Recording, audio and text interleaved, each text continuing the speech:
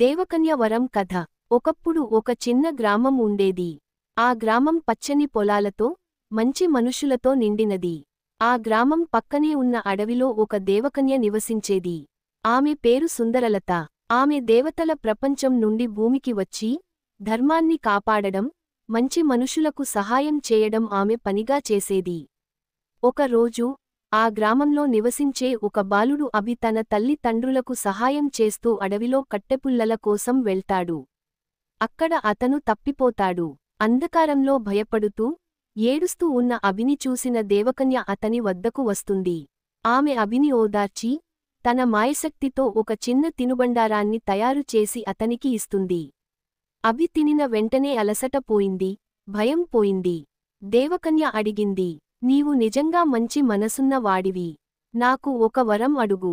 అభి వెంటనే చెప్పాడు, మా గ్రామంలో నీళ్లు లేవు. ప్రజలు కష్టపడుతున్నారు. వాళ్లకు నీరు కావాలి, దేవతా. దేవకన్య ఆనందించింది. తన కంచు కంఠంతో మంత్రం చదవగానే ఆ అడవిలో ఒక కొత్త నీటి జలధార బయలుదేరింది. ఆ నీరు నేరుగా గ్రామానికి చేరి, పొలాలు పచ్చబడిపోయాయి. ప్రజలు ఆనందంతో అభిని ఆరాధించారు. అంతేకాక దేవకన్య అభికి ఓ చిన్న వజ్ర ముత్యం లాంటి తలిస్మా మణి ఇచ్చింది. అది ఎప్పుడు న్యాయంగా వాడితే అది అతనికి సహాయం చేస్తుందని చెప్పింది.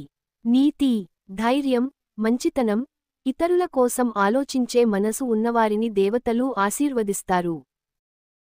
Thanks for watching. Please subscribe.